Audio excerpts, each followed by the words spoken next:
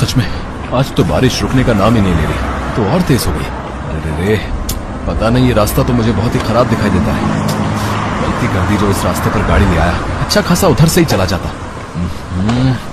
अब क्या करूं, अब मैं पीछे भी नहीं जा सकता, अब इसी रास्ते से घर जाना पड़ेगा। राजेश ऑफिस से घर जा रहा था। आज बारिश के कारण रास्ते पर जाम था, इसलिए वो दूसरे रास्ते से घर की ओर जाने लगा। अचानक राजेश की गाड़ी के सामने एक फटे हाल कमजोर सा इंसान आ जाता है, जिसके माथे से खून बह रहा था। राजेश अचानक से गाड़ी का ब्रेक लगाता है। आदमी कार के पास आता है और रोता बिलखता राजेश के सामने हाथ जोड़ने लगता है। साहब, मेरी पत्नी और बेटी को बचा लो, वो लहूलुहान वहाँ फुटपाथ पर पड़ी है। बहुत देर से गाड़ियों को रोक रहा हूँ, पर कोई भी अपनी गाड़ी नहीं रोक रहा। अपने आप को संभालिए, आइए आप मेरी गाड़ी में बैठ जाइए, मैं चलता हूँ। वैसे अचानक ये सब कैसे हुआ?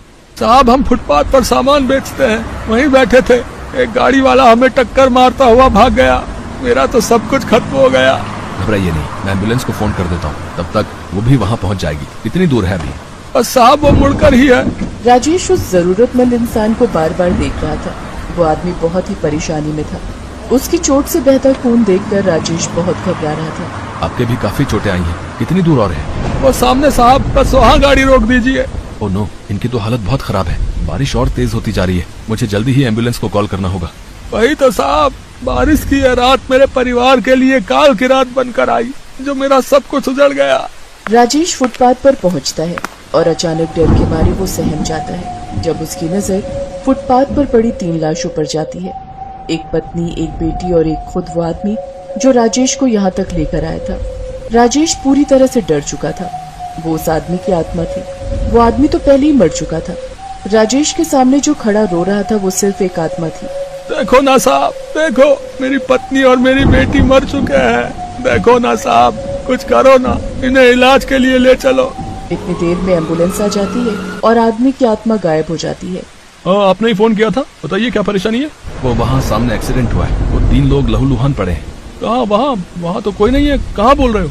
वहीं तो थे तीनों, अभी मैंने तीनों को देखा था। उन्हें चोट लगी हुई थी। अब लगता है कोई भूतिया पिक्चर देख कर आए हो। जाओ, बारिश तेज हो रही है, घर जाओ। लगता है आपको कोई गलतफहमी हुई है। भैया जी, लगता है ये केस दोबारा सामने आया है। आपको याद है 1 साल पहले भी हमें किसी ने ऐसे ही फोन करके इस सड़क पर बुलाया था और उसने भी ऐसा ही कुछ कहा था। और एक अखबार में खबर भी छपी थी कि इस सड़क पर 3 लोगों को कोई गाड़ी वाला कुचल कर चला गया। उसे सजा हुई थी, पर जेल में ही न जाने वो आदमी पागल हो गया और उसने खुदकुशी कर ली। शायद जाने अनजाने जिस परिवार को उसने मारा था, उसे उसके किए की सजा मिल गई थी। वो आदमी जिसने हमें 1 साल पहले बुलाया था, उसके लिए भी ये रात भुलाना मुश्किल था। उसके बाद जब लोगों को पता चला, तब से इस सड़क पर लोगों ने रात में आना जाना कम कर दिया है। भैया, जितनी जल्दी हो आप अपने घर चले जाओ, यहाँ ज्यादा देर रुकना ठीक नहीं। एम्बुलेंस वालों की बात सुनकर राजेश पूरी तरह से घबरा चुका था। एम्बुलेंस वापस चली जाती है और राजेश घर आ जाता है। घर पहुंचकर वो काफी देर तक इस सदमे से बाहर नहीं आ पाता। राजेश अपनी पत्नी को सारी बात बता चुका था, पर अगले कई दिनों तक राजेश उस बारिश की रात को नहीं भूल पाया था। उस आदमी और उसके परिवार के दर्दनाक चेहरे बार बार उसकी आंखों के सामने आ जाते थे।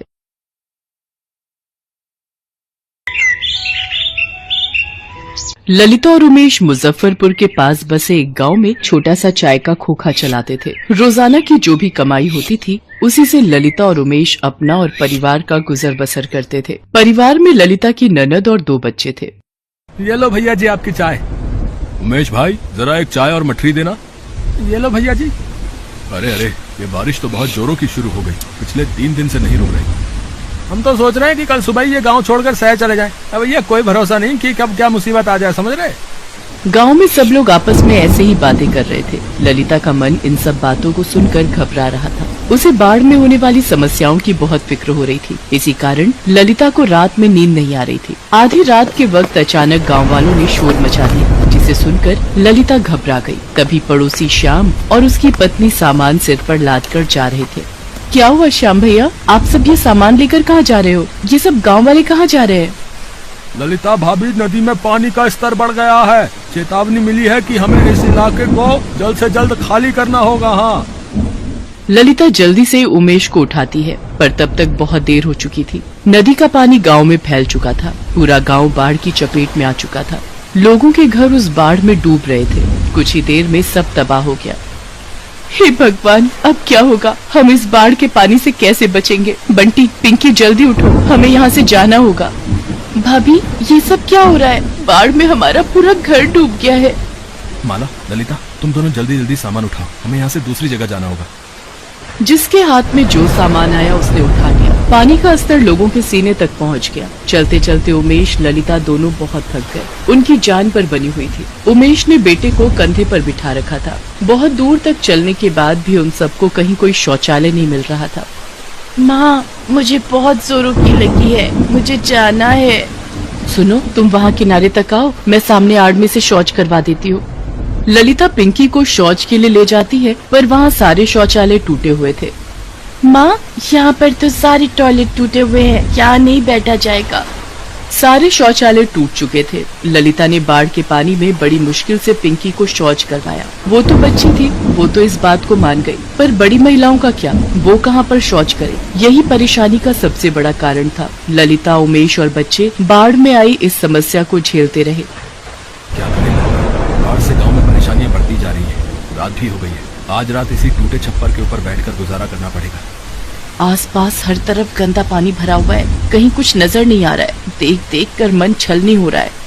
गंदे पानी से खेत और मैदान भरे पड़े थे, जिन पर मच्छर मक्खी मंडरा रहे थे। गंदे पानी में सांप, बिच्छू, कीड़े मकोड़े काटने का लगातार डर बना रहता है। फिर भी बेचारे गांव वाले इन सब मुसीबतों के बीच सोने की कोशिश कर रहे थे। रात के वक्त बंटी को शौच जाना था। वो शोर मचाने लगा।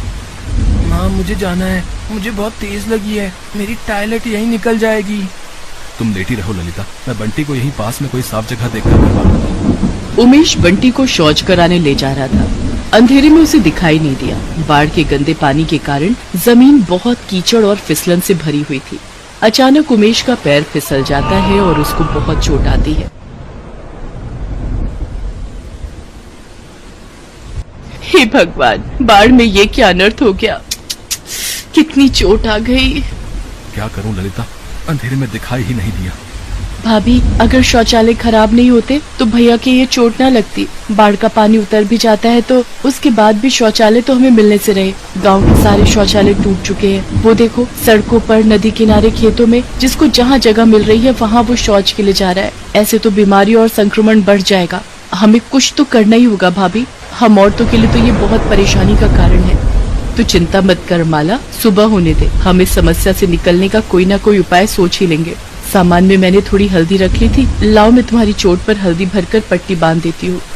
बेचारे उमेश और ललिता अपने परिवार के साथ इस बाढ़ में बहुत दुख झेल रहे थे, पर ललिता हिम्मत नहीं हार रही थी। उसे शौचालय की समस्या के लिए कुछ न कुछ उपाय तो सोचना ही था। अगले दिन ललिता सुबह उठी और बाढ़ में टूटे हुए पेड़ों की लकड़ियों को काटने छिलने लगी। ललिता, तुम क्या कर रही हो? भाभी, तुम्हें तो पता ही है, बाढ़ में हमारे गांव के सारे शौचालय टूट चुके हैं। बंटी के बापू के भी कल पैर में चोट लग गई। हम महिलाओं को भी खुले में शौच करने में कितनी दिक्कत आ रही है। मैं सोच रही थी खुद से ही क्यों ना एक लकड़ी का शौचालय तैयार करें, ताकि वो हम गांव वालों के कुछ तो काम आएगा। हाँ ललिता, ये बात हमारे दिमाग में क्यों नहीं आई? मेरी बहू गर्भवती है, उसे तो बार बार शौच जाने की जरूरत होती है। वो इस बाढ़ में बहुत परेशान हो रही है। अगर ये लकड़ी का शौचालय बन जाए तो हमारे दिन कितने आराम से निकल जाएंगे। ललिता, हम औरतों की और भी बहुत सी परेशानियां होती हैं, जिस कारण हमें शौच की जरूरत होती है। गंदगी में शौच करने से हम औरतों को कोई बीमारी ना लगे, इससे बचने के लिए हम सब तुम्हारे साथ लकड़ी का शौचालय बनाने में मदद करेंगे। चलो बहनों, हम भी ललिता का साथ देते हैं।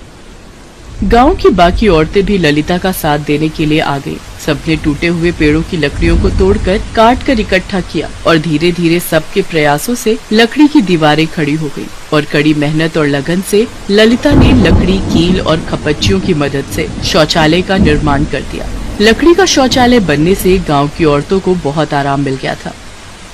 अब ललिता, तुम्हारे प्रयासों को देखकर हमने सोचा है कि हम और भी लकड़ी का शौचालय निर्मित करवाएं, जिसकी सारी जिम्मेदारी मैं तुम्हें और उमेश को देता हूँ। अगले कुछ ही दिनों में हम इस गांव में लकड़ी के और भी शौचालय बनवा देंगे। धीरे धीरे सब कुछ ठीक हो जाता है और गांव में अब लकड़ी के